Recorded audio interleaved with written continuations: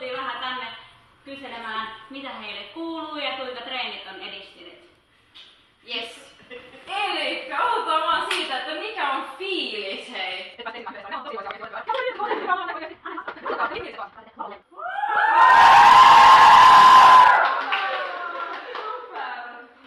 Sitten olisi sellaista kysyttävää, että ei saa nyt liikaa paljastaa, mutta mitäs olisi vähän saatte kertoa, että mitä on luvassa, kun tuutte esiintymään?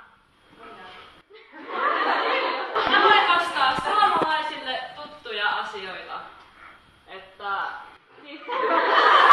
liittyy Suomen luontoon aika suuressa määrin, että ei varmaan jää epäselväksi. Toivottavasti. Mites nämä teidän puvut, kun teillä on tänne ihan huikeita, ihania värejä, niin edustaako nämä jotain tiettyjä asioita sitten mahdollisesti? Joo, edustaa.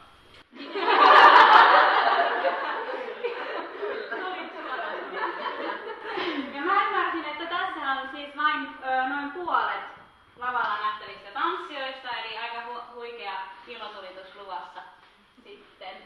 Joo, ja mitäs treenit on sujunut, että onko?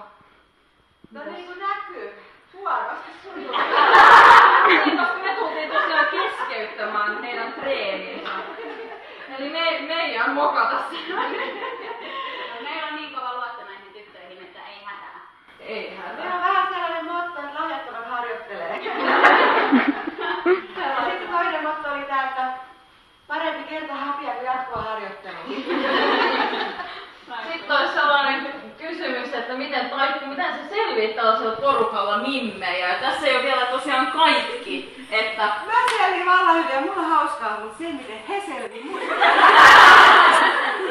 Siinä on hauskaa. Se ei aina ole niin itsestään selvää. kertokaa terkkuja nyt kaikkiin somekatsojille sinne niin, että Terveisiä äidille. ja mitäs muuta, mitäs tytöt? No nyt ei saa aika Tässä eturivissä oli nämä punapukuiset tytöt, niin mitä te haluaisitte lähettää ihmisille, jotka tulee katsoa teitä Aleksanterin teatteriin, mikä on historiallinen paikka Helsingissä? You better watch out.